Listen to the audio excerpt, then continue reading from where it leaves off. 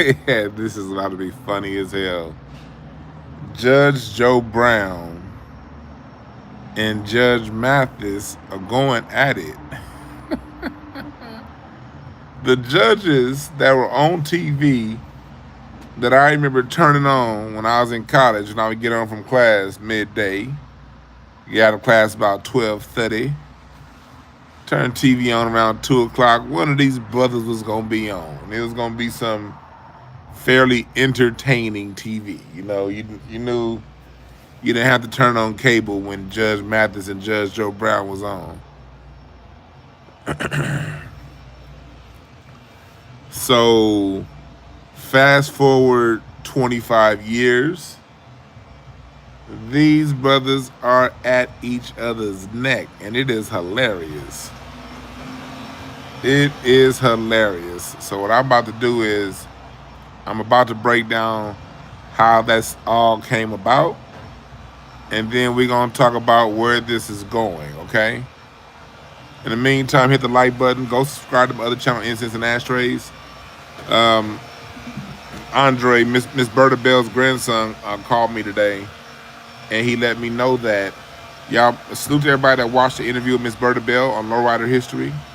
Since that interview, she's been getting contacted by lowriders from across the country who remember her husband, Mr. Red Bell, and how he helped teach them how to fix on their lowriders. And so it's a lot of people coming out, and they're going to nominate Miss Bell for the Lowrider Hall of Fame. So don't let them tell you this internet shit is fake. One internet interview, and she'd be interviewed by a lot of people, but they would either sit on the story or it wouldn't go anywhere. But since that interview, she is now being nominated for the Lowrider Hall of Fame. So just because it's happening on the internet, don't mean it ain't affecting real life. That interview will change some things in real life. So congratulations to Miss Bell, and salute to everybody that watched our interview, because we got to tell the story straight. If you're new to the channel, that's what we do here. My only goal is to give credit to those who deserve it. If you see me going at hip hop or certain DJs, it's because them niggas didn't give the credit to where they got the music from. And I believe in giving credit to where the music came from. And not just music, culture. That's what we do here at this channel. We are here to give praise and highlight the people who innovate culture. Who knew one interview would help put somebody in the Hall of Fame? Like, I'm so happy for Ms. Bell. But thank y'all again for that. What's up, Miss Stacy? What's up, Tiger? Salute to all that. Oh, that sissy JRL is back in here. My mods will take care of you.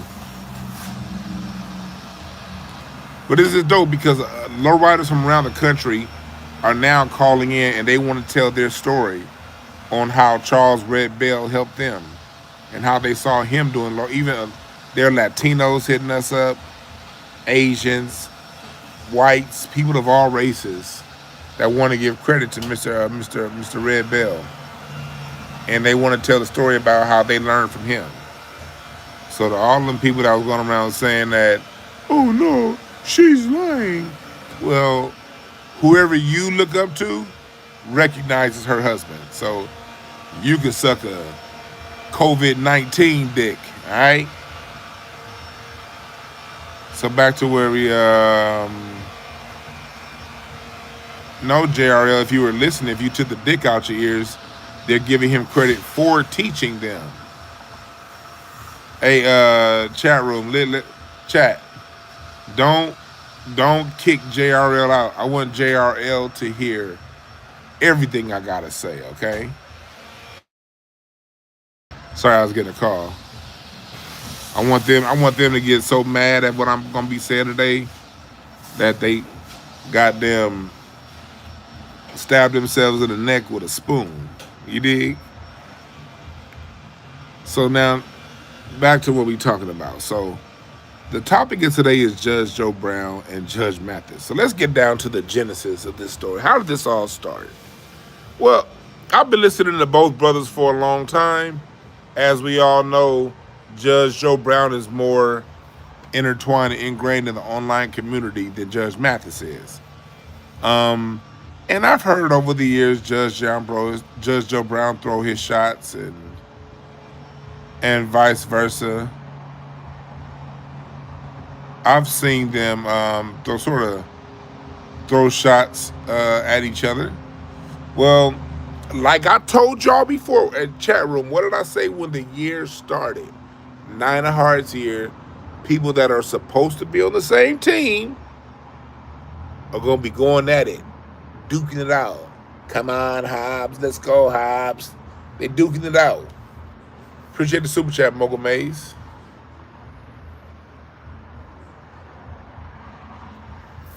Yeah, that's right, Cal Donna. We started the year talking about infighting is going to be the theme of the year. And every day something happens on this internet to prove that card reading prediction right. So it came to a head this year. It started with Judge Joe Brown talking about Kamala Harris. And we're going to talk about this as an example as to why black folks got to be more politically mature. We're going to talk about that on the back end of this. Judge Mathis took exception to Judge Joe Brown calling Kamala Harris a hoe. Y'all know Judge Joe Brown, for at least the last 5 or 6 years, going back to when she tried to run it back in 2019, he's been telling the truth about who Kamala Harris really is.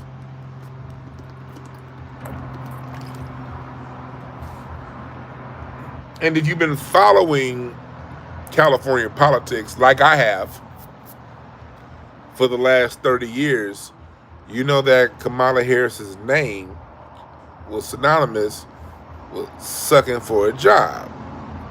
This isn't me talking. This is the LA Times. Anyone who's been on the channel for more than a couple years, you've seen it. LA Times, San Francisco Gate, all these publications, when you go back to like 1994, 95, they got stories about Kamala Harris and Willie Brown.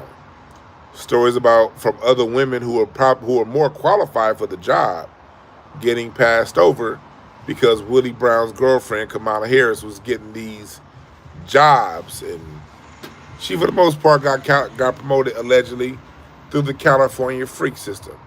California is very freaky. It's not just the women, it's the men too. Gavin Newsom, those of us, it's hard to find these articles now, but if you go back to 2001, 2002, there were stories back then about Gavin Newsom getting caught in bathhouses. And California politics is San Francisco politics. Like state California politics is politics that's through San Francisco. LA politics don't control California. San Francisco politics controls California.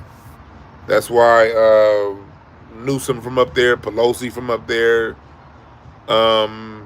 If you want to be involved in California politics, you got to be a freaky, one of them freaks from up north. So, you said Judge Joe Brown's a colorist. What's that about? Kamala Harris, light skin, going in on her. I don't think you can call him a colorist the way he's going in. Kamala Harris is light skinned.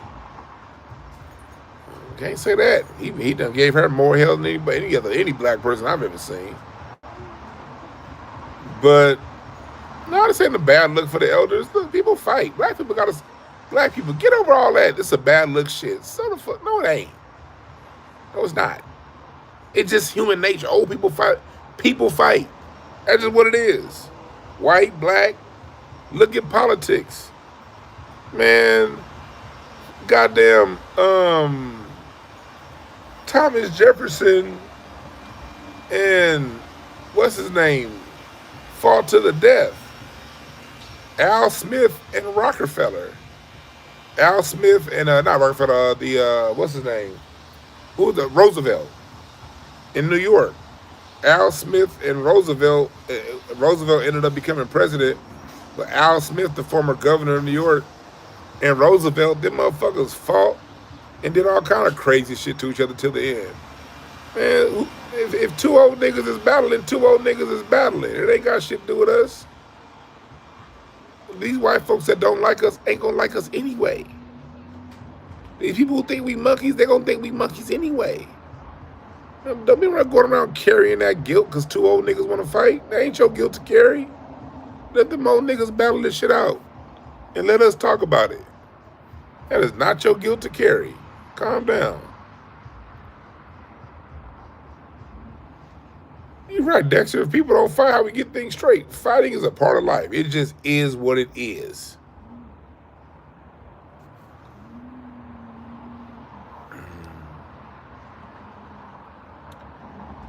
We put people in time out for corny ass jokes, Dontrell. All right.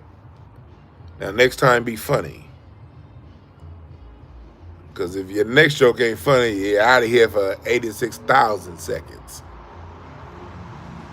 You're right, Anthony Bo, this grumpy old man who happened to be judges. Right. I ain't tired of black folks coming in. Oh, this is embarrassing for the culture. I don't give a fuck, nigga. Old niggas fight. So, back to what we talking about. What's up, Reggie? You better? So, let's get back to this whole back and forth. So,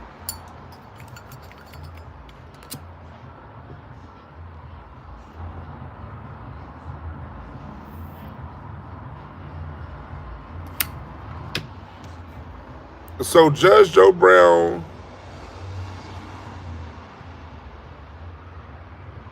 said what he said about Kamala Harris.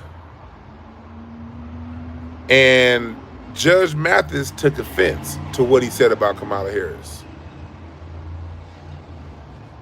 Oh, Brandon, Judge Mathis is very fake, and I'll get into that later on. I've been around both of these men. And I'm going to give you my opinion on both from being around them both in person and far away. But I'll leave my opinion to the backside. So, Judge Mathis did what a lot of you niggas on the internet do, and a lot of immature men and women. This is a mistake. Pay attention to the mistake that Judge Mathis makes, because a lot of people make this mistake. Judge Joe Brown said this about Kamala Harris.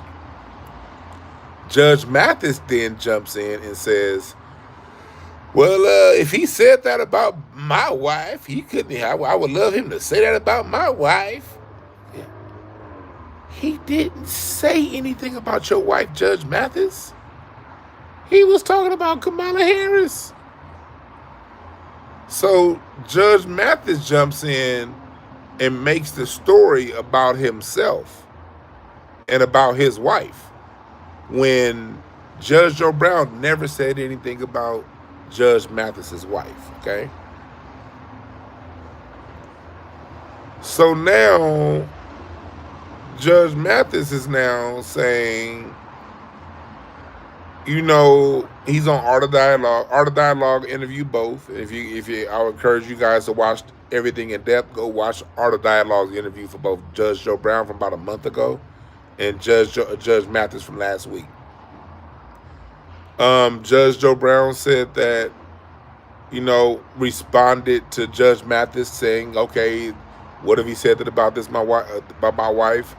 Judge Joe Brown's response was, I didn't say anything about his wife. I don't know his wife. Judge Joe Brown said, I don't know if his wife is a hoe or not. I don't know the woman. And then Judge Joe Brown said that they were talking about how long their shows lasted. And Judge Joe Brown goes into talking about how the reason why Judge Mathis's show stayed on air longer because Judge Mathis was willing to push the LGBTQ agenda, and Judge Joe Brown is not willing to push the LGBTQ agenda. I don't know. I wasn't there. That's what Judge Joe Brown claims. But I can understand that because just when I watch TV, whether it be a TV show or a TV commercial, there's some pro LGBTQ stuff on there. And I look at my video I did yesterday about Snoop. I didn't even say anything bad about the LGBTQ community, but they age restricted my video from yesterday. They don't age restrict boys kissing boys on camera, but they age restricted my video for talking about boys kissing boys on camera. So we kind of know what direction this media thing goes if you pay attention. If you just pay attention, you know what direction the media go. I don't know if Judge Joe Brown is right or not, but I do see with my eyes. I see all Snoop Dogg said was, hey, my grandkids, I don't know what to say. And a month later, he over here writing LGBTQ raps. So we know how these motherfuckers operate.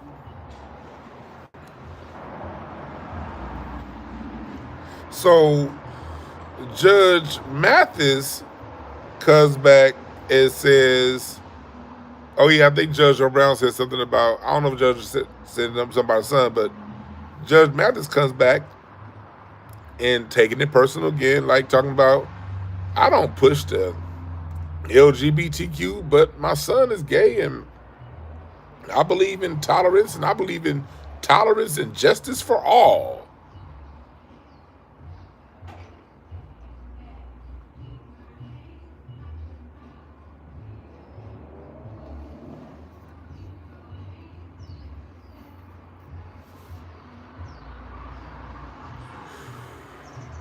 For all is the code word. Well, anyway, so that's what Judge Mathis says, and then Judge Joe Brown comes back, and he's talking about, well, his he's talking about how, like, no, I don't, that agenda is dangerous, and we should be promoting proper manhood and proper femininity, and I'll stand 10 toes down when it comes to that.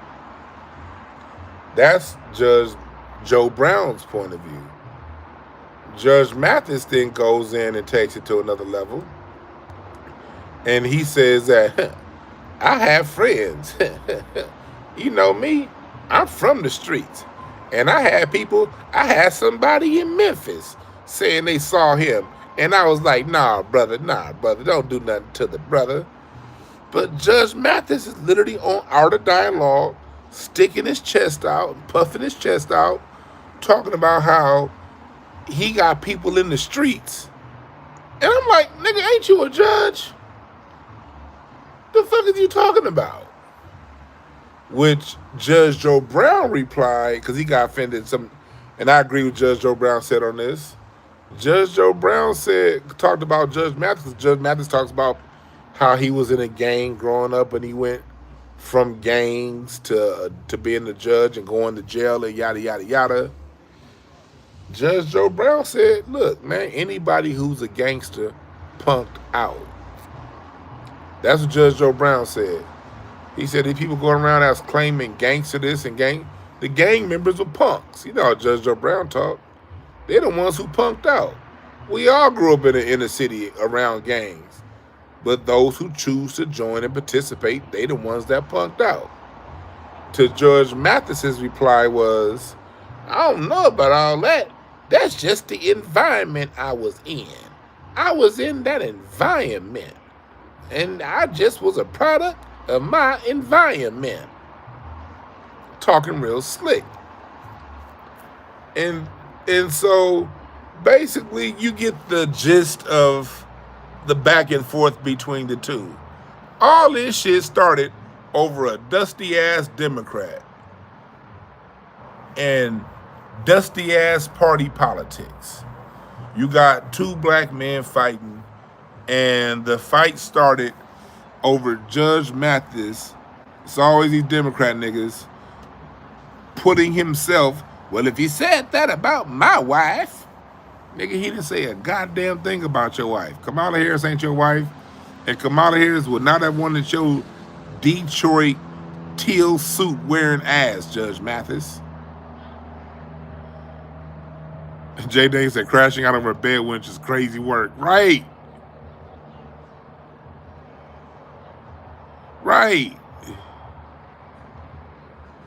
He said something at the Your Honor show.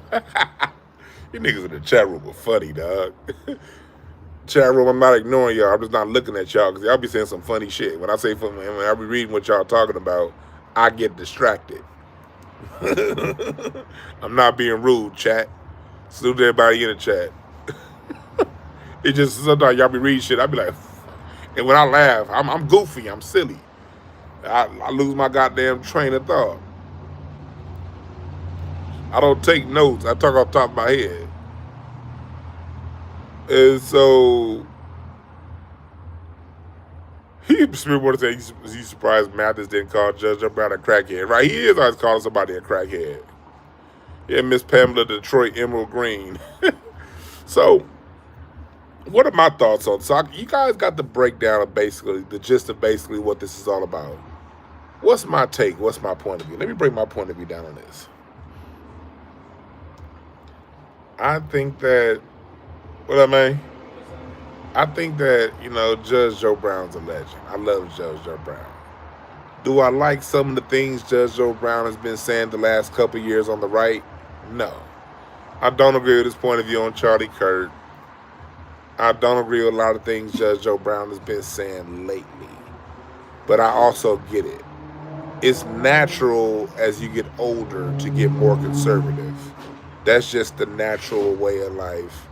People get more conservative the older they get. Judge Joe Brown is somebody who, even when I interviewed him 5 years ago, talked about interacting with Trump going back to the 80s. So Judge Joe Brown is someone who's been around Trump personally, and his politics aligns with Trump, and I get it. I don't agree with everything, but one thing I will say, I've been around Judge Joe Brown once in my life. I've talked on the phone with him at least 4 or 5 times. I've interviewed him twice.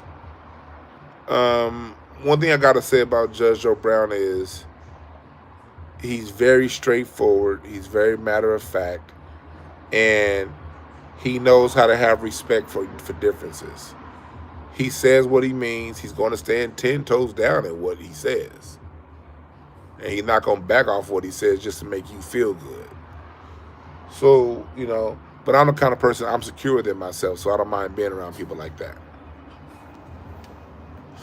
If you have a difference of opinion, he'll allow that. Like one time when I interviewed, Judge Joe Brown, when I interviewed him one time, he said some shit about Kobe that I know just the way he said it, he got the whole story wrong. He said something about people told him that Kobe don't like to practice. I was like, you can say what you want about Kobe, being a dickhead and all, bad teammate. I agree with all that, especially before 2006. But practice? Nah, somebody lied to you or you got the story wrong. But I'm not gonna sit around and crash out and argue with him over that. When he said that on my show, I let him say it. I wasn't one of these weird ass sports fans. I was like, no, that's not what happened. I let him get it off. Because the interview wasn't about Kobe. It was about really society. And so,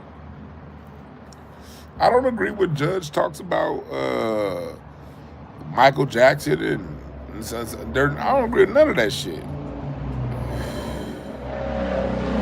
Yeah, he got Kobe mixed up with Allen Iverson, right? But if you show me where you stand, I'm cool with that. I'm cool with somebody sitting on the opposite side of the fence than me. Who the fuck am I? Hell, in 10 years, as my thought evolved, I might jump to that side of the fence too on certain things. That's just what it is. I'm on one side of the fence now as a 44-year-old. Then when I was 24, I'd never in a million years would thought where I'd been over here on certain things. Life brings about a change. Anybody that says Kobe's a diet MJ, you don't know what the fuck you talking about. You must have stopped watching Kobe play in 1999, homie. Did you see Jordan with a reverse pivot? No. Do you see Jordan with a left hand? No. You see Jordan shooting from three like that? No. So stop it. Jordan worked the baseline. Kobe worked the face-up game. Do you see Jordan with that level of crossover? No. This nigga started watching basketball like this after 2000. Anybody that says Kobe's an MJ knockoff, they watch basketball like this after 1999. Like, what just happened? Oh, man, Kobe want to be like Jordan. His tongue hanging out again. Oh, man. Fuck out of here.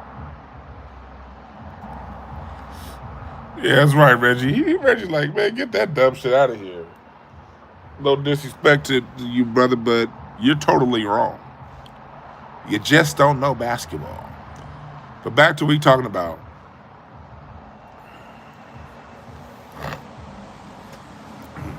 As a matter of fact, most of you niggas didn't even watch it. That's the worst part about it. Most of you niggas is from the East Coast, and y'all didn't even watch the games. There's that one highlight reel where you see Kobe and Jordan have similar moves, but they don't show you how Jordan got some of those moves from Jerry West and David Thompson. Most of you dumbasses don't even know who the fuck David Thompson is. I can show you directly David Thompson and Jordan.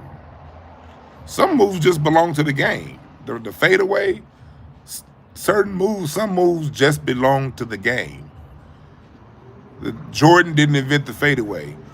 North Carolina players had the fadeaway.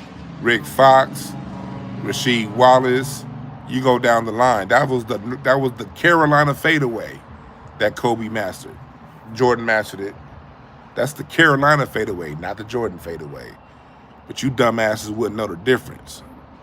So back to what we talking about. What's up, Rocky? Rocky looking like he want to hop up. Look, watch, he about to hop up. He about to hop up. Are you getting your stretch on first? You gonna hop up on a chair, Rocky? You wanna get up on a chair? Here it come. So I'm getting his stretch on. You gonna hop up there, Rocky? Rocky be waiting. See, Rocky he be waiting for me to do it for him. He be looking at me with the puppy dog eyes like, why don't you do it for me? Rocky, you know how to hop up there. Go. I knew it. Rocky over here chilling. Now, Rocky don't shit in the house. He don't shit or piss in the house. Rocky's clean. Rocky has never shit in my house. That's right, Reggie. That's on me. So, yeah, Rocky love getting stoned. He getting high with me. So back to what we talking about. So that was my interaction with Judge Joe Brown. Let's go to Judge Mathis. Do I know Judge Mathis personally? No. But being a person that's from LA, I'm from LA, and since I was 20 years old, 19, I've been in the mix. And if you know what in the mix means, you know what that is. I always knew what club to go to. Always knew which club to go home from early. Always at the place to be. So if you always at the place to be in LA over the last 20 years, guess who you're going to run across? Judge Mathis. R&B Live back in the day. Judge Mathis. Back in the day, Magic Johnson's Midsummer Night, when he switched it to, Paul Pierce and Ray Allen. Baron Davis. You gonna see Judge Mathis there. NBA All-Star Weekend. You gonna see Judge Mathis. If your Grammy weekend, the Grammy parties, you're going to see Judge Mathis. If you in them streets in LA, you're going to see Judge Mathis.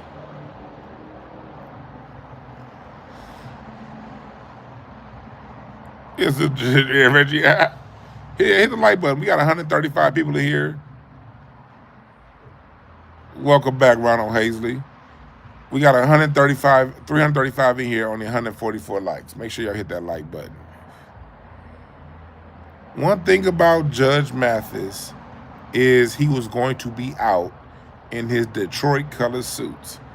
You don't have to be looking for Judge Mathis to see Judge Mathis. And Judge Mathis has always tripped me out. Like, it's just that he got this. Let me say this, and I want to say this respectfully. I want to say what I'm going to say, please. I don't want no smoke from Judge Mathis. I respect Judge Mathis. I don't know him personally. I've just been seeing him out over the last 20 years.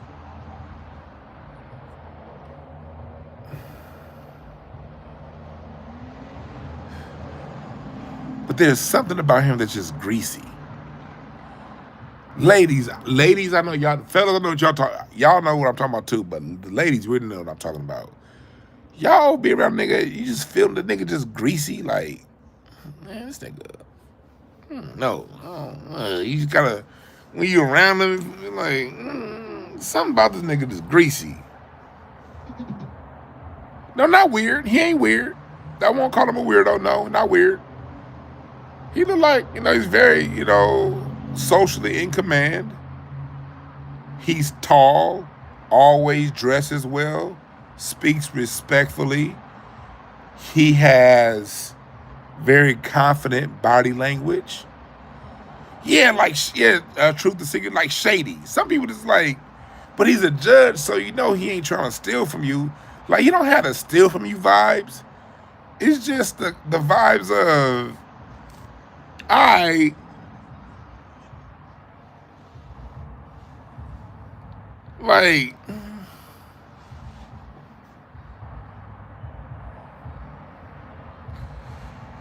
yeah, he don't feel like a criminal, no. And I'm gonna tell you what my wife said, because the last time I saw Judge Mathis was last year. Remember, right before his whole, probably a couple weeks before his wife announced she wanted a divorce. Last year, I went to Vegas for, I went to Vegas last year for Said the Entertainer and Tony Braxton show they had together. And they had it was also Said the Entertainer's birthday party. I went to Said the Entertainer's birthday party. He had Loose Ends performing. I saw Smokey Robinson there. It was a who's who. A lot of big time celebrities came out to honor Cedric the Entertainer for his birthday party. It was a beautiful party. It was a beautiful party. I just remember Judge Mathis, every time I looked up, this nigga was walking around in his teal suit. He had on a teal suit.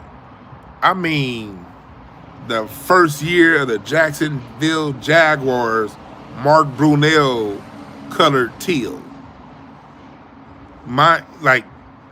Teal. Teal. And it was a nice suit. Don't get me wrong. That suit was probably an $8,000 suit.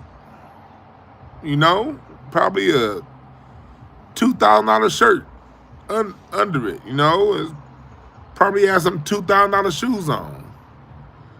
He probably had $10,000 worth of clothes on. It was a sharp suit. But it was teal.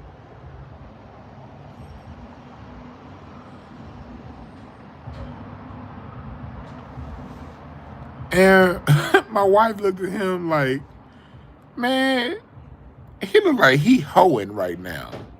That nigga look like he a hoe. Like, he's hoeing out right now.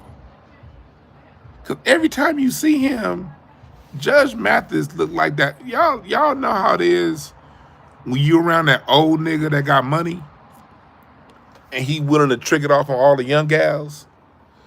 That's who Judge Mathis reminds me of. Have I ever seen him trick? No, I don't know what he does with that. I don't know what that man does with his money. Hey, he could probably get it for free. I don't know what he's doing with his money. But y'all know what I'm talking about. If you grew up in a black neighborhood, you got uncles, You got grandparents.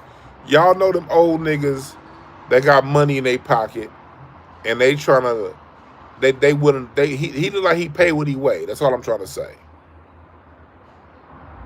Pete said I can hang out with this brother.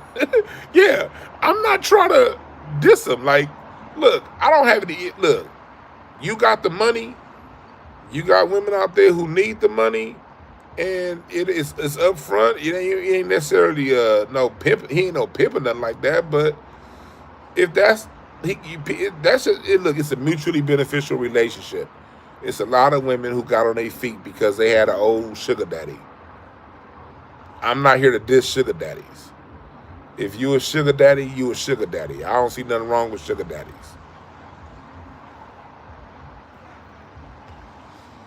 The problem was niggas married.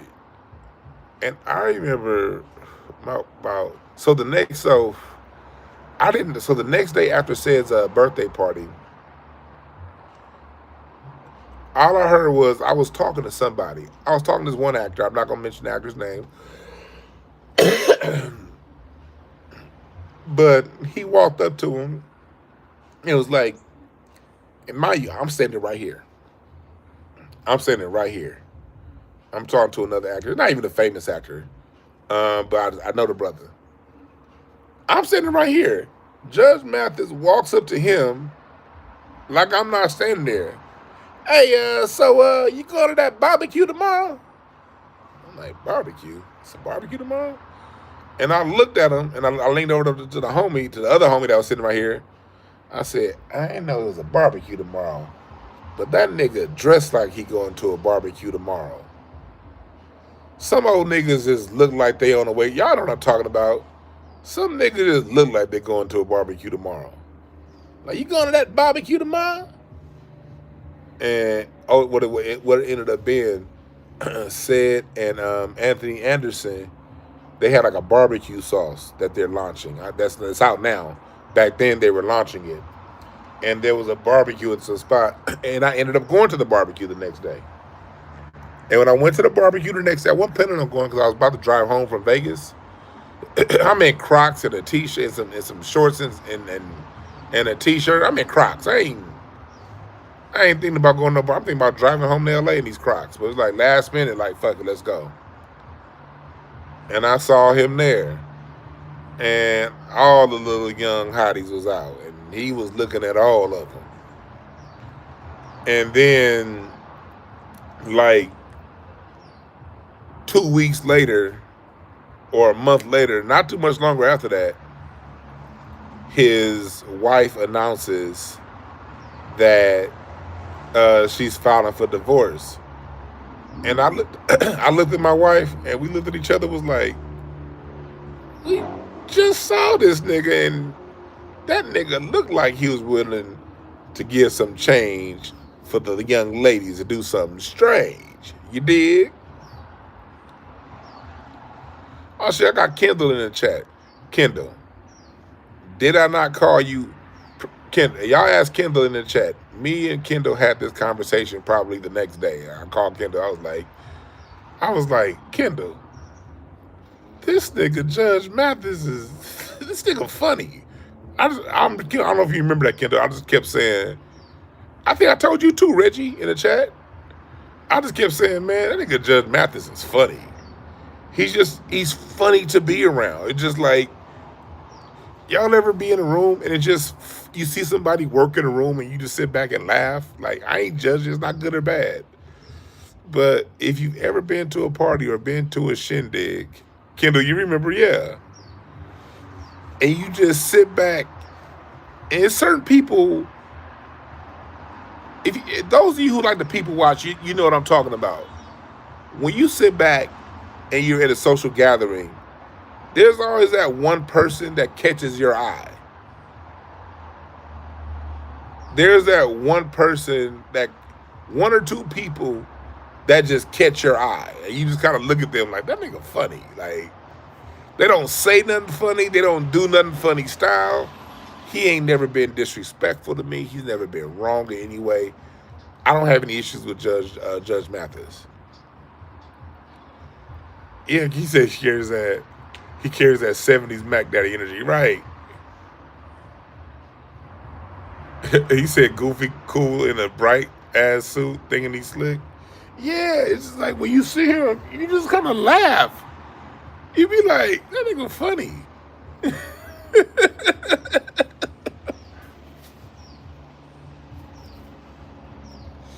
And it just so happened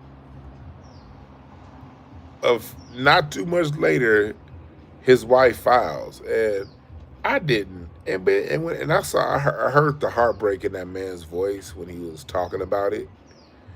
I think he was genuine, and I'm glad to see that he was able to work out, or at least what we know, was able to work out. And he said with his wife, I don't want to ever want to see nobody go through a divorce. So I wasn't pulling for that man's divorce. I don't want to see nobody's downfall.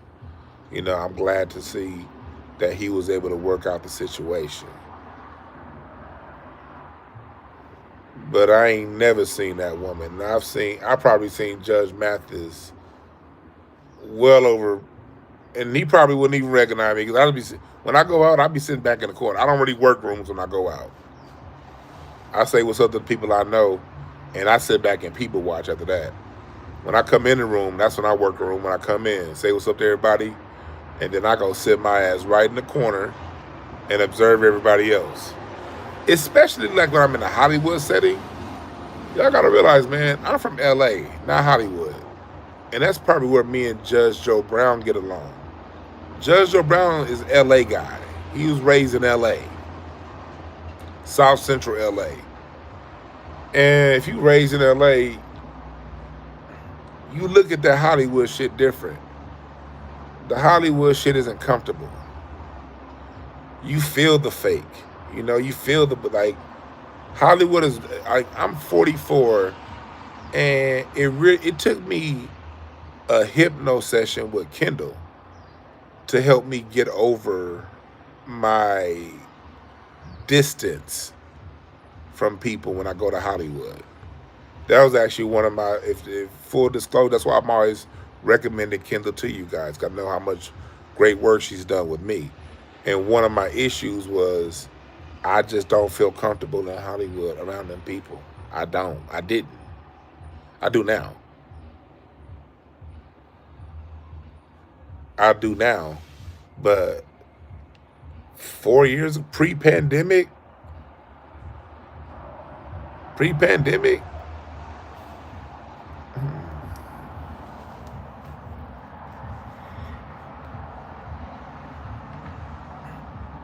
I like to party. I like to party with my crew, and I knew, and usually my crew was usually women. I would always go to the parties with my own homegirls, maybe one of my homeboys, but 90% of the time I went to a club, it was either by myself or with one of my homegirls. And I knew the promoters. I usually knew the bartenders.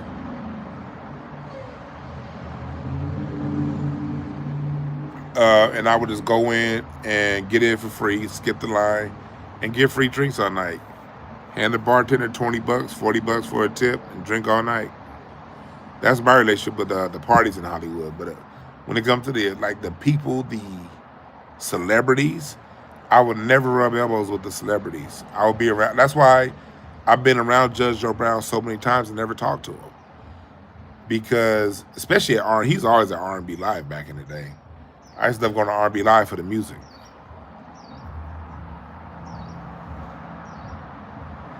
I needed, no, don't tell me I didn't need therapy. Don't, nigga, I needed therapy. I appreciate the comment feeder speaks, but no. I needed the therapy because after the hypnotherapy, I got more comfortable. And now, because I realized after therapy, just because the environment is a certain way, it doesn't mean you have to succumb to that environment. You can also imprint yourself on any environment. And what I learned how to do is I learned how to stop being imprinted on by environments, and I learned how to imprint my energy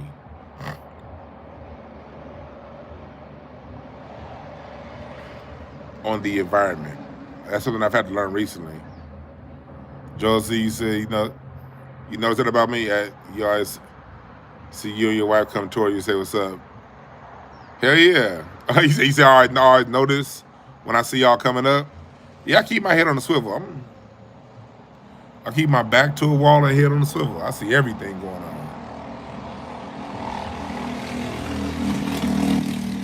But I've since learned how to imprint my energy on the environment. So, and that, plus, I'm a very sensitive person. I'm a king of clubs, and I'm an artist. If you're an artist, you're sensitive. I ain't talking about you fake artists who just want to be in front of people. I'm talking about if you're a genuine artist, you're a sensitive person. That's what makes us artists. And when you're a sensitive person, you feel everything around you. And it takes a long time. Some people get it right away, but a lot of us don't. It takes a while to learn what to do with this energy. We're artists, we feel everything. When I used to play the drums, even though I know how to read music, I never read music. I would just feel the song out. You sit around, play the drums, close them eyes. I know when the changes are coming. I know when it's time for a break. Because you feel the environment, you feel the energy, you feel the crowd, you feel the band. And the feeling tells you what's about to happen now. That's what I love so much about funk. I never really played jazz, but I played a lot of funk. Funk and jazz are both equal levels of genius. What I love about playing the funk, man, you feel it's a feeling. You just feel it. Very empathic. I know what people are feeling, and it took, me learning my cards. It took King Simon with his numerology, learning myself more. And as I learned myself more, and then learned my card as a king of clubs, and as I learned myself and got additional help, I was able to then switch how I operate up in a lot of ways. It's all about mastering yourself, not other people. It's about mastering yourself. That's right, Derry Hardaway. You got to master yourself. That's why I am, yeah. That's why I teach the card. That's another reason why I'm a card reader. My reading cards is a service to people. I don't be advertising that hard, telling y'all to come. Either you don't get a fucking reading or you're not. And that comes down to if you follow your spirit. Your spirit tell you to call me. And if your spirit don't tell you to call me, then there's obviously nothing I can do for you on what I do. It's somebody else that can help you out. But we all need help. Some people get their help through the Bible. Some people get it through the Quran. Some people get it through cards. Some people get through a mix of it all. Some people get it through numbers. Some people get it through stars, moons, and quasars and shit. It's all about knowing yourself. Some people just follow their spirit and don't need none of it.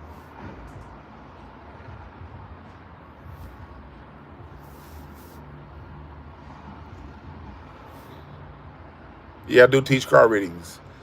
If you go to dwannb.com, I have classes up that I taught card readings. You can get a class, buy a course, and then sign up for personal Q&A sessions.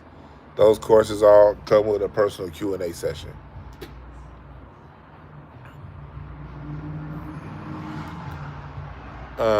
Multiple personal Q&A sessions, not just one.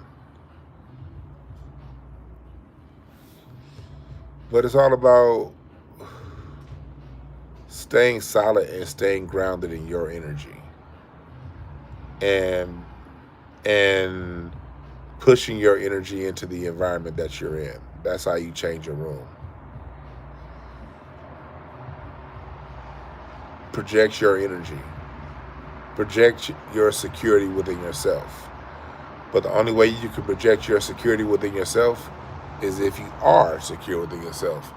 You can't fake security. So the best way to be it is to you have to first work on being secure within yourself. Knowing who you are and accepting yourself, even your flaws. Accepting yourself, even your flaws. And just standing on that and standing on your principle and being okay with who you are, loving that person who you are. Also, while being willing to change what you feel needs to be changed. But you ground yourself within yourself, and once you ground yourself within yourself, you can then begin to project that through the room that you're in. But first things first, you got to be genuinely like that from within.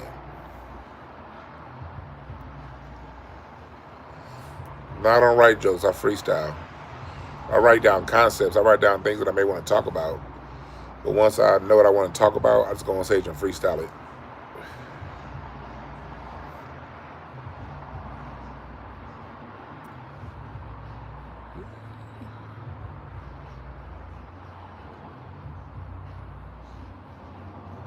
Appreciate that, Sharon. You said my reading changed your life. I appreciate that. I like hearing those stories that my readings helped. Because that's why I read. Reading helped me really, really shore up my knowledge of myself. That's what readings did for me. When I taught myself, do you know I never got a card reading? I just went right into learning it myself. No, I did. I got one card reading. But even then, that was after I just went into learning how to read. And as I studied my card, before I started reading other people, I studied my card. All 13 of my cards. My Jack of Diamonds in Mercury. My King of Clubs. My 4 of Diamonds in Mars. And all 13 aspects of the card spread. I studied myself before I read anybody else. I studied myself. All this shit starts with yourself.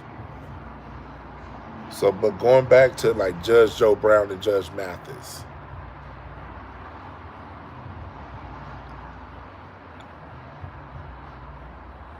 No, all card readers aren't going to tell you the same thing, see, Vessi. It's so much to know. You're not going to get everything in the 13 hours. And then in 1 hour. And there's so many aspects of each card. I could read each person's, you have 13 cards. I could spend 8 hours just reading each one of your cards individually. It's so much information. You're not going to get the same thing twice. Unless it's something your spirit really, really, really, really wants you to know. Anything that comes up twice, you will get certain themes that come up twice. That's because your spirit is really, really telling you something and you ain't been listening. Because again, you don't need no goddamn card reading if you listen to yourself first. Cards just confirm what you already know. That's all. A good card reading is going to just confirm what you already knew.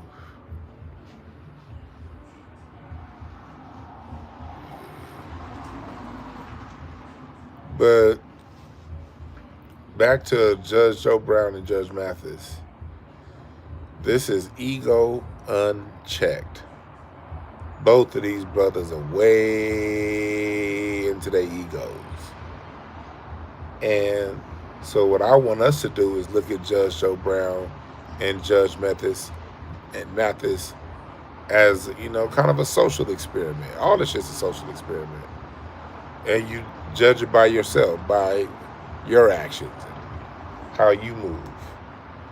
What I see in this fight between Judge Mathis and Judge Joe Brown is a battle of egos.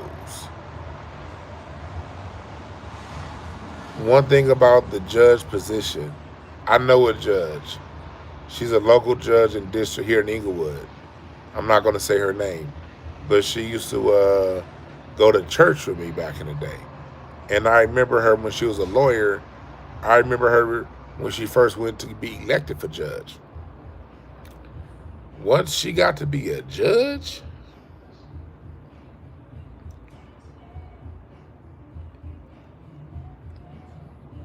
I don't even think LeBron James' ego is bigger than a judge's ego.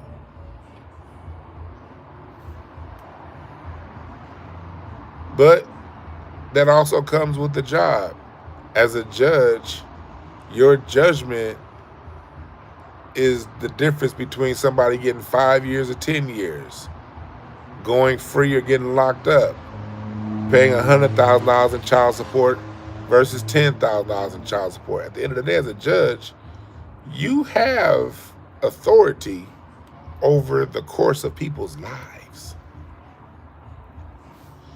And I'd imagine after you've been doing that 5, 10, 30 years, that's going to carry over into all the other areas of your life. You got a judge, you got men with money, bruh. Hey, chat. Y'all know how it is. We all got elders, or some of our elders have since passed on. But we all remember that grandfather, that uncle, them. They always had that wad of cash. My grandfather kept, they say what you want about them old black men. My grandfather kept $5,000 in his top pocket. He kept 5 G's right there in that top pocket. And a knife. Black Americans, let's talk turkey. You can't tell an old man with money, property, and a Cadillac shit. Am I lying? Chat room. Kendall, you from New York. You know, from New York to LA to Seattle to Miami and all points between. You get an old black man, them old black men that had 2 or 3 houses, an apartment building, them old black men had bread.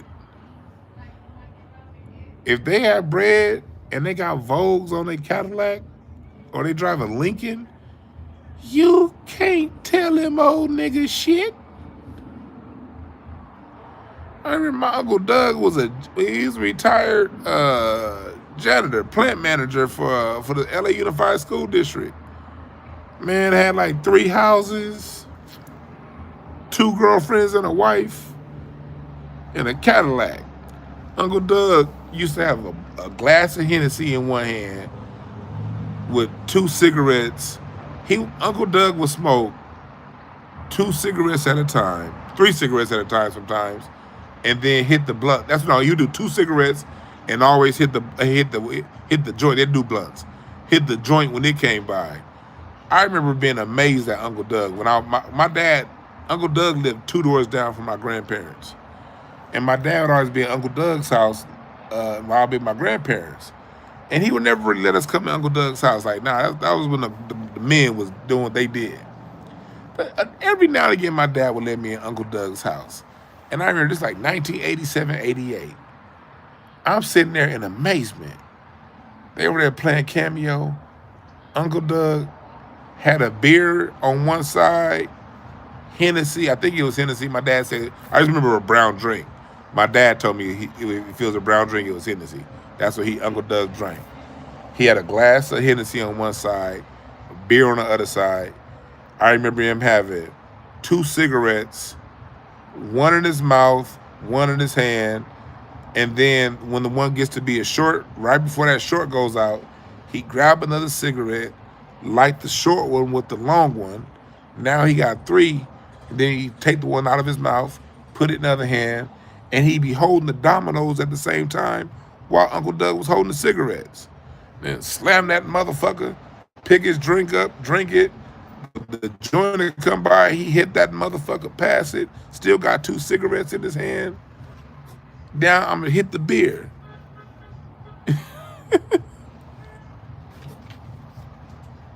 You can't tell that generation of black man shit. So now you got 2 old niggas that got money, that got respect, and wear teal suits. That's a combination of ego. Now let's break it down in the cards. Judge Joe Brown is a 10 of hearts. That means he's very sensitive on the inside. So that's why his shell is so hard. The reason why Judge Joe Brown's shell is so hard, because as a 10 of hearts, he's very sensitive. Very sensitive. But you'll never know that. The only people who know that are the women in his lives. The rest of us, Judge Mathis is a 3 of spades. That's the same card as Dr. Short. That's the same card as Dame Dash.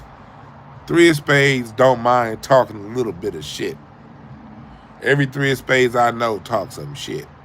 Ten of hearts talk shit too because they're so sensitive. Their combination card is a king of clubs. That's my card. I know the king of clubs, but I'm not. King of clubs, and when that's a combination card between two people, that's the card of ego, and positioning. People's egos and the whole relationship is about positioning. So in their cards, they're not the kind of people that are going to just be, everything is cool. There's a constant dick swinging contest between the two. And as long as they're stuck in their egos, which they're both old black men, we can fully expect for them to be caught up in their egos. You can expect it.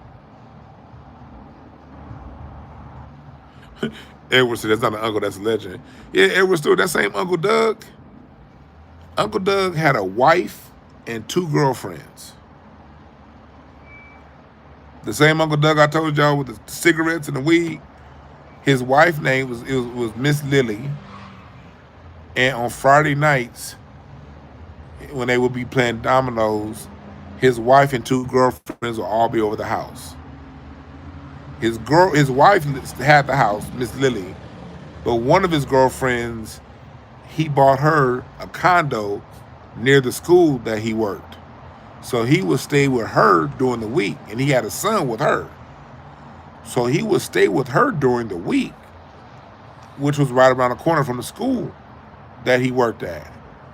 On Thursday, up until Thursday, on Thursday night, he would leave and stay with his other girlfriend Friday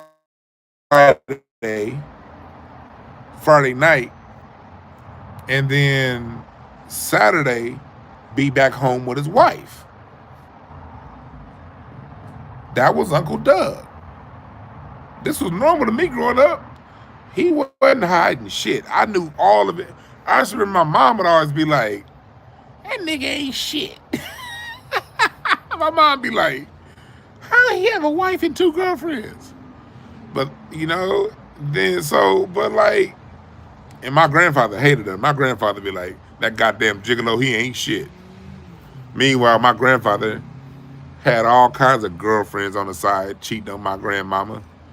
I remember one day we was driving down Main Street, and I was with my grandmama, and I saw my grandfather in this Cadillac with his girlfriend.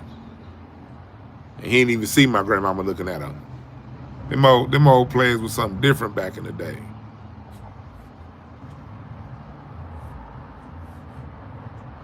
Yeah, Reggie, Uncle Doug was that nigga, yes.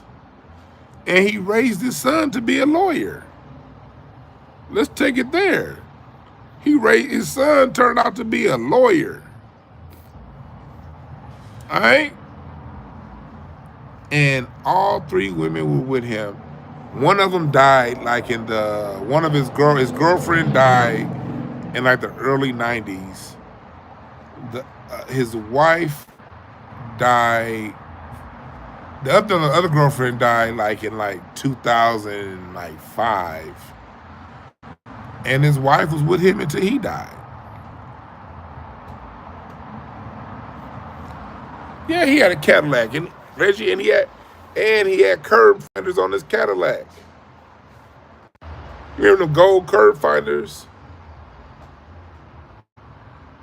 Uncle Doug was with all of his women till they died, and his last one was with him until he died. But he used to have beer in one hand, Hennessy in the other, 2 cigarettes, and the joint. And he was a plant manager for the LA Unified School District. But I appreciate Uncle Doug because Uncle Doug gave my dad a lot of wisdom.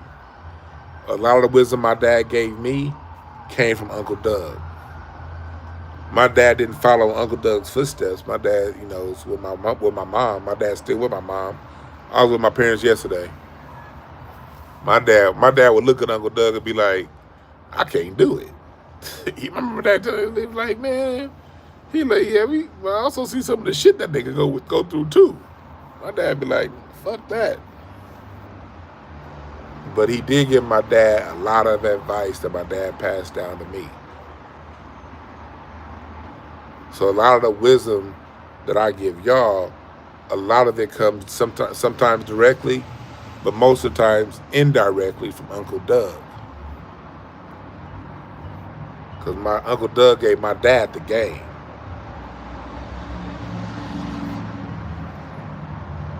You dig? And one day, whenever he's ready, I might tell a story on how the city did his son, my cousin, the lawyer. The city of LA went after him when he got over $30 million in judgments against the LAPD. But that's a whole nother story.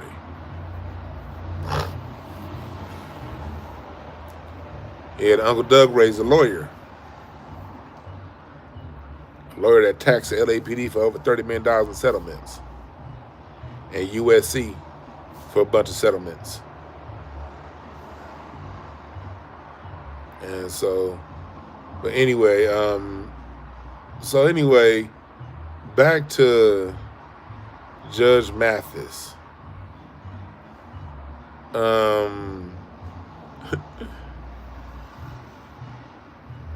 Judge Mathis, hit the Cash App, $ Dwann B1.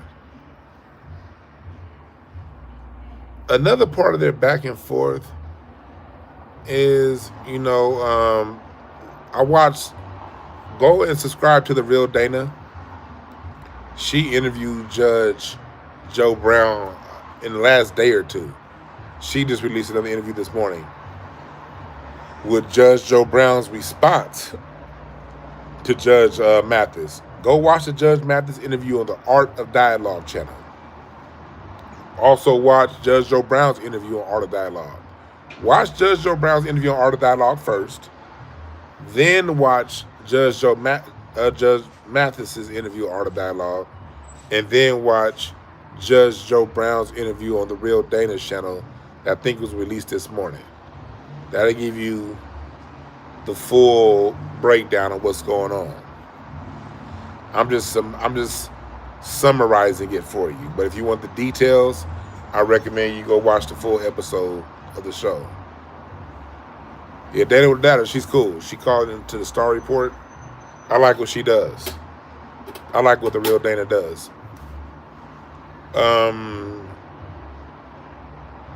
And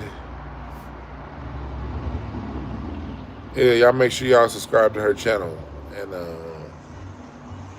she has a lot of good work with Judge Joe Brown. Getting his voice out there. And her own point of view on things,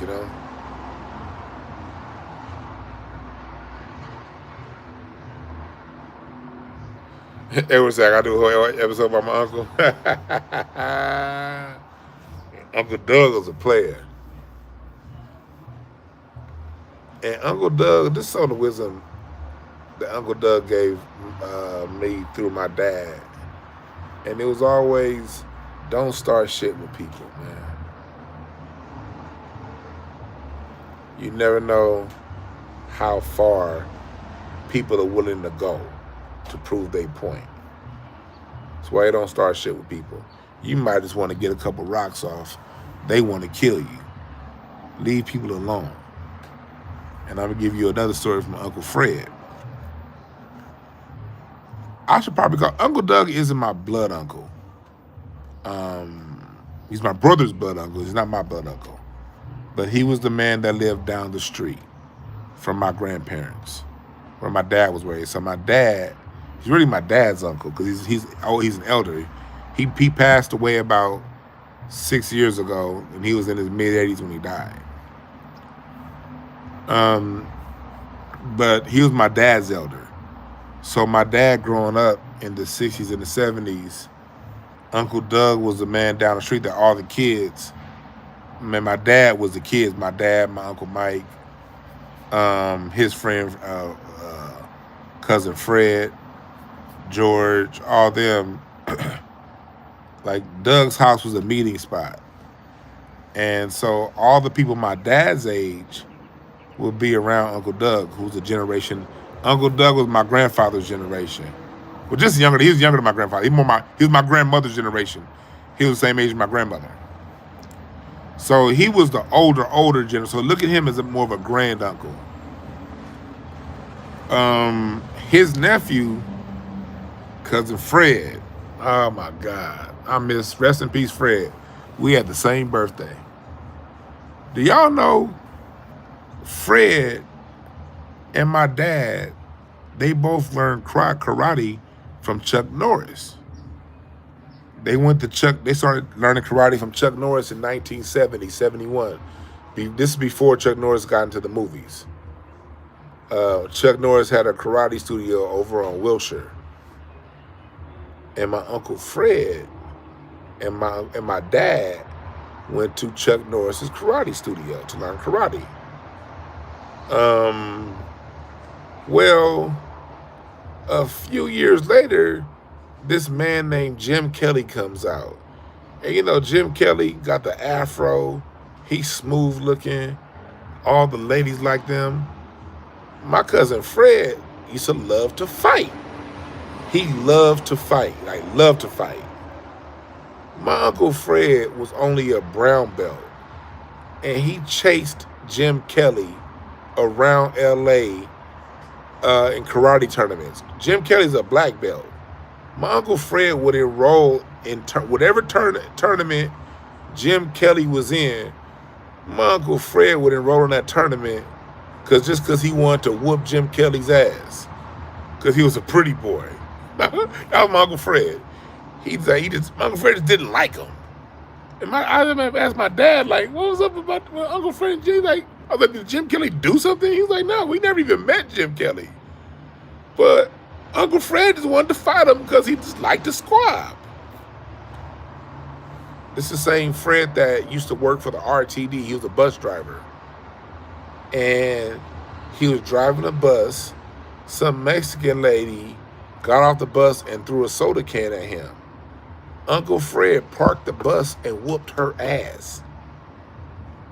That was Uncle Fred. Sometimes I may say uncle, sometimes I may say cousin, who then were the same person. But it's confusing because his nephew is the lawyer. His name is Fred too, so I might be confused. It might be confusing.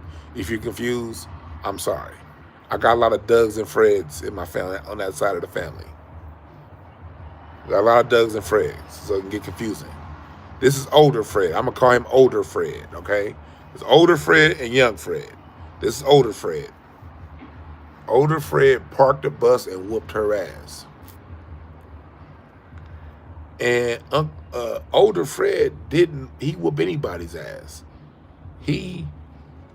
When older Fred got saved and went to church, he got in church real heavy after he went to jail the last time. He went to jail for whooping somebody's ass, got out, and when he got married to this woman, you know what this dude said? I just remember this. The woman was sitting right there. They came over my parents' house. I'm still living. Well, I'm in college during these years. These are my college years. No, high school. It's high school. High school. I'm in high school. Uncle Fred come over to introduce his new wife to us, and you know what Fred told my dad? He said, my dad's nickname is Red. He said, Red, I went to the church and got me a woman. He said, man, she ain't had sex in 20 years. He said, so the first thing I did was I got on top and I tore that pussy up. I'm like in high school. I'm like, my mom in there, she in there, my brother. I look at my brother and my sister. We laugh so goddamn hard. I'm in here. This nigga said that in front of all of us. He said she ain't had sex. He said, man, the first thing I did was I got on top and I tore that pussy up. He had this hard laugh. And he laughed so hard. Well, anyway, I brought up older Fred. Older Fred is not the lawyer. The lawyer is younger Fred.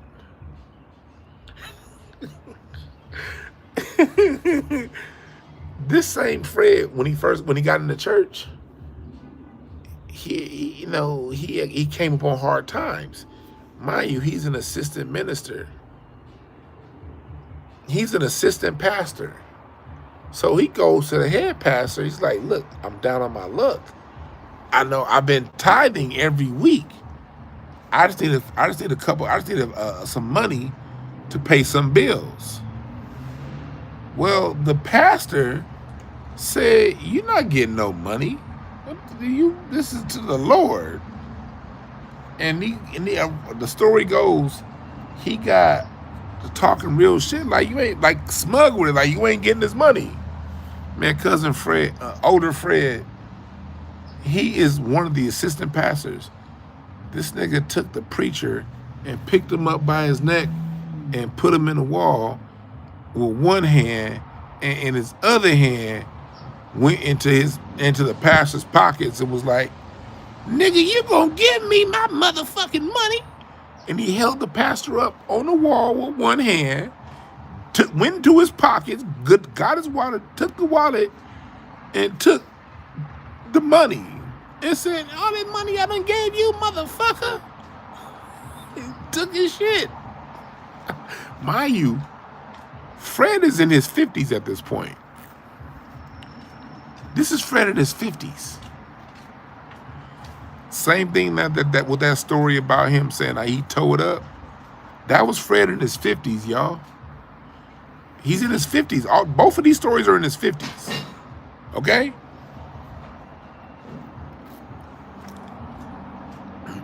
And then this other story, I'm gonna tell y'all this one last Fred story.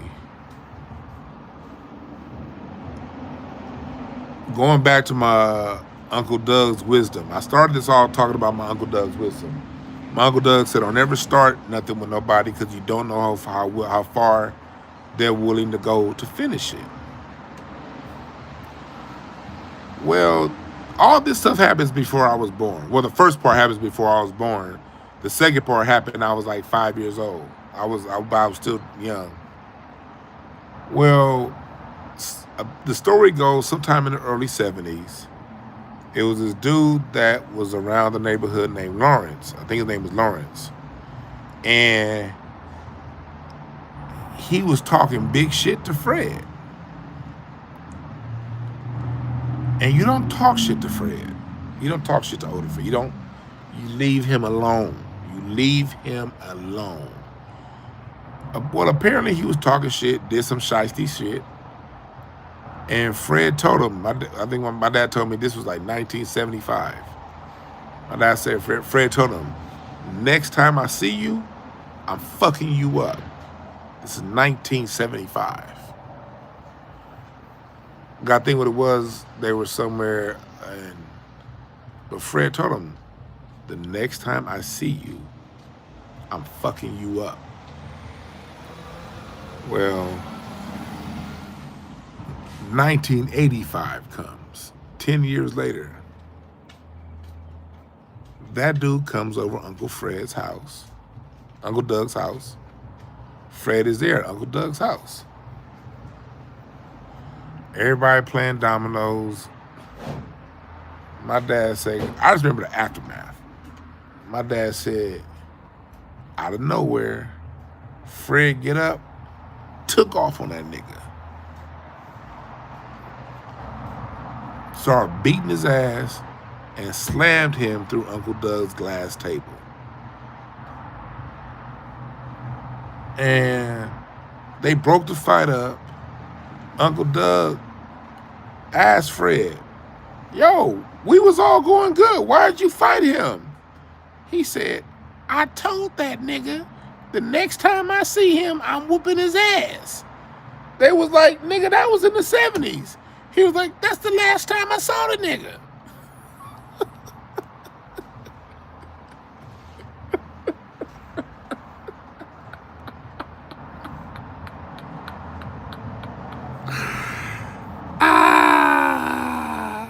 Uncle Fred was a man of principle.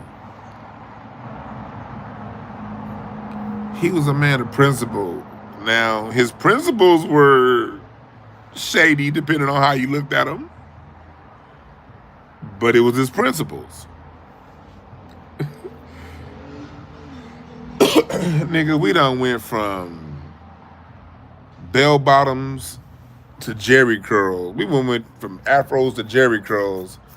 We done went from disco to hip hop. And Uncle Fred was like, nigga, that's the last time I whooped his ass because I told him I was going to whoop his ass.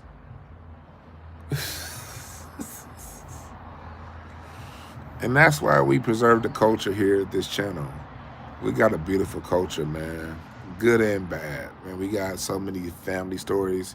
Everybody in here got family that's done some wild shit. And we as a people have only been taught to look at our negative side, the crackheads and the gangsters.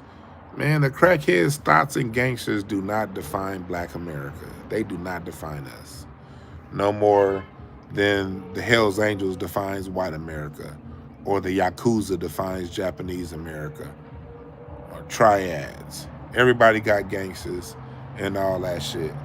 The rest of us just got family that we love.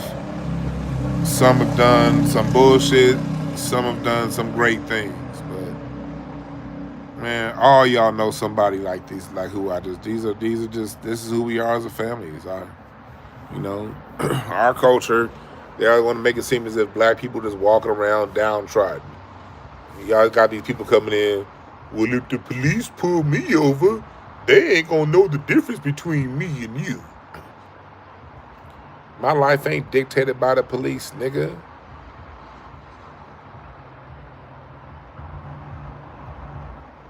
Nigga, we got intricate lives that are far more complex than the downtrodden perception they try to give us as Black Americans. We have a lot of good times. A lot of good times. Now, just because we have good times don't mean we stop fighting for reparations and fight for equal justice under the law like the Fifth Amendment promises us. Equal protection. You know what I mean? We stop fighting. We can't walk around, oh, woe is me. We just so much police brutality and oppression. My childhood was fun. I don't know what the fuck y'all talking about. I had fun growing up in South Central LA. What's up, Cartoons? I had a lot of fun growing up in South Central LA. Was it shootings? Yeah. Did we see SWAT team raids and tanks? And yes. I saw 3 people get shot by the time I was 9. Yes, it was gangs all throughout my neighborhood, yada, yada, yada, yada, yada. The other 98% of my life was fun. What the fuck you talking about? Shit, we go to Magic Mountain. That's my childhood. Man, let's go to Magic Mountain. Nigga. 6 Flags. Let's ride our bike to the beach. Yeah, I lived in the Crenshaw district. But we used to get on our bikes and ride that motherfucker to the beach and have a good old, grand old time. Just be back home before mama got home from work.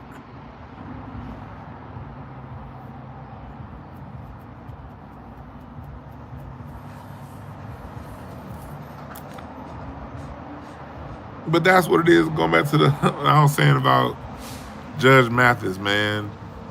If you Black LA, if you're not Black, if you Black America, you know what Judge Mathis type. I'm here to tell y'all right now, I don't know Judge Mathis personally, but being around him a lot over the last 20 years, just in the same room a lot of times, you all know that old greasy nigga with all the money, looking at all the young girls.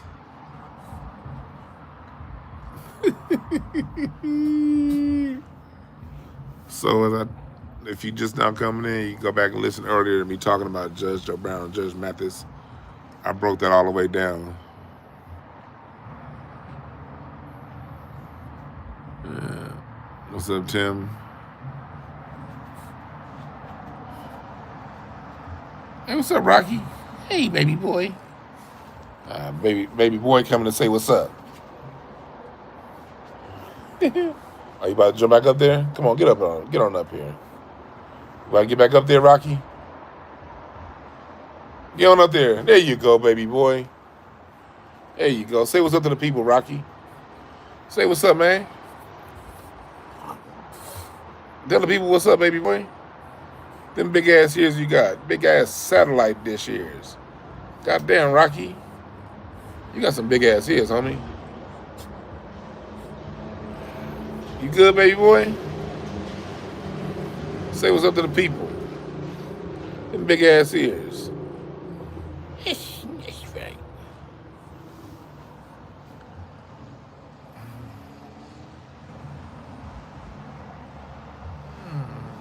I need a cat, man. I ain't getting no goddamn cat.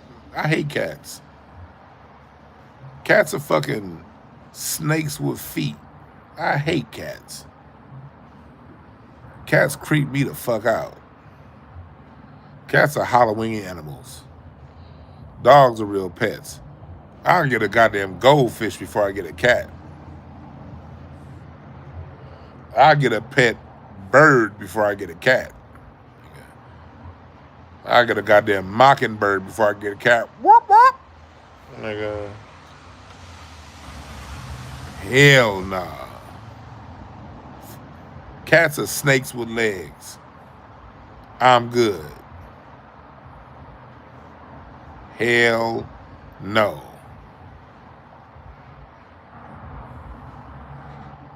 Get the fuck away from me. God made me allergic to cat fur for a reason. Thank you, God. Because the answer's already no. But if I got to give an excuse, I'm allergic to cat dander. Thank you, God. Sometimes allergies are good. Ain't that right, Rocky? We don't want no cat around here. Rocky see cats, he be swelling up like, what, nigga, what? Ain't that right, Rocky? Ain't gonna be no cats around here. This your house. This your house, baby boy.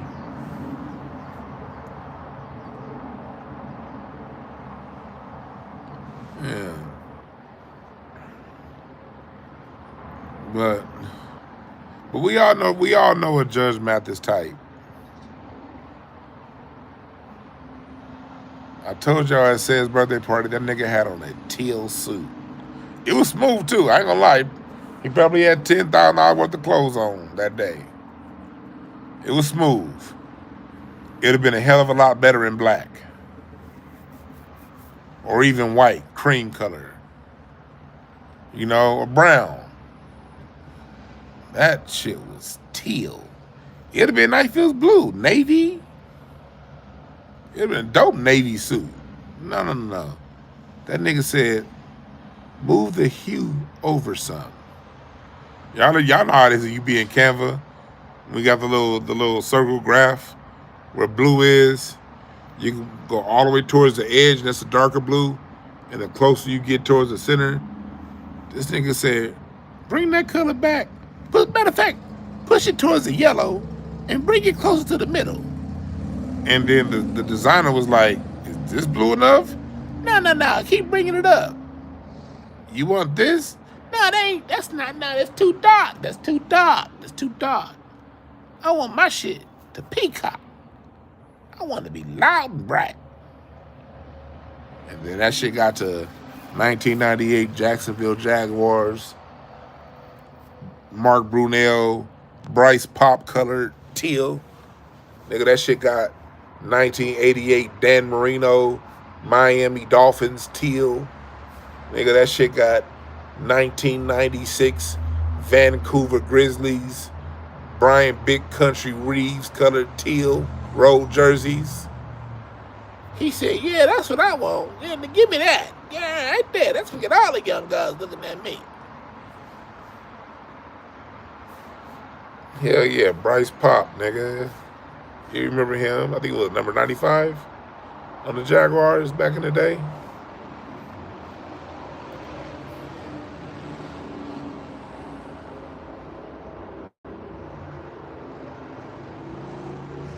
That shit.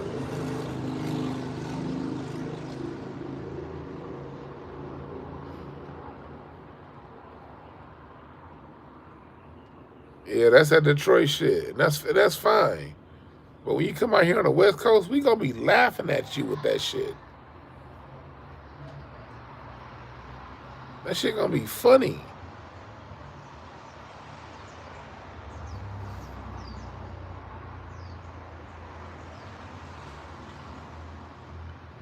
That shit gonna be funny, man. Man, that nigga Judge Mathis, boy. I remember right before he got his wife announced that shit, I was like, this nigga's just funny. So now let's go back to lessons learned from this back and forth between the two. You see how far ego can take you. Ego can have you going on the art of dialogue and y'all both at retirement age talking about a bunch of nothing. You also see where it can go when you are too deeply involved in your political party. This is why black folks, you gotta stop all that. You gotta stop all that taking politics personal stuff. Politics is the business. Vote with your wallet. Don't vote with your heart. So you got two mistakes going on here. You got a man that's too emotionally involved in politics, and two old men that are too deeply involved in their egos. So Judge Mathis crashes out over to Judge Joe Brown because of what he said about Kamala Harris, talking about something, if that was my wife. No, nigga. Do you have a crush on her or something? The hell you mean if that was my wife? It's a lesson that we learn in communication studies. Never insert yourself into the argument. A lot of people do that. You'll watch the news, you'll hear a story, and you'll be like, well, if that was me, nigga, it ain't you. Just be an observer of the story. What's wrong with just observing other people's stories? Most people don't observe other people's stories. Most people put themselves on one side or the other. You'll see yourself in some way. And the whole point when you see yourself in a story, the whole point is to observe the story and learn the lesson of the story, not put yourself in that story. Judge Mathis made the mistake that people always make. He inserted himself into the story. That's another ego thing. That's that main character syndrome. That's main character syndrome.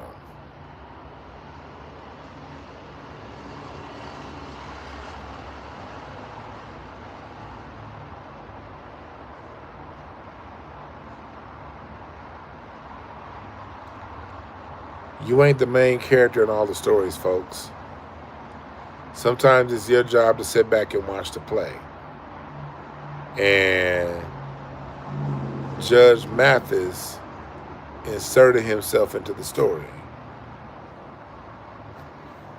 And he said, well, if that was my wife, and that's how all this shit started. Nigga, she ain't your wife. If you just left the shit alone, because she's not your wife, you wouldn't be going through all this shit.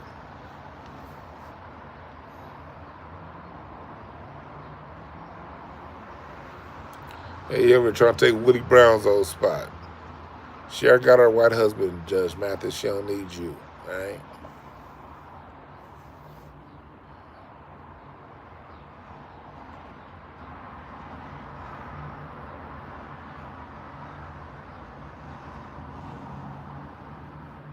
Leave that shit alone with that politics. Putting yourself in these people's story. Fuck these people. Don't let these politicians get in the way of your personal relations to people you actually know and can get a hold of. I see two people that real life relationships to the side over political differences.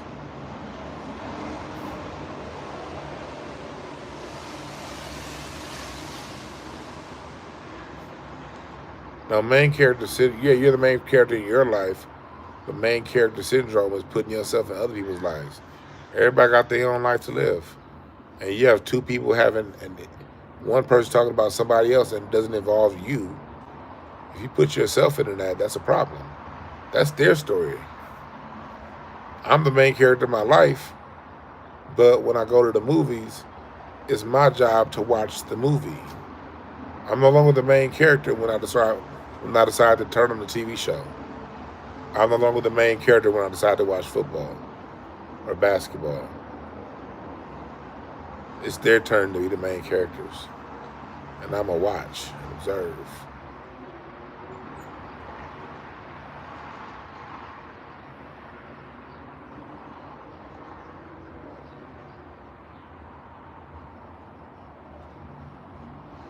Capiche? I'm about to get up out of here, y'all. Let's just have a good time watching these old niggas go at it, all right? And don't get involved in their play. This is their play to play. And just watch it play out. Salute to Judge Mathis and salute to Judge Joe Brown. All right. Subscribe to Patreon. Music University starts Sunday. The history of R&B. All right. I'm out.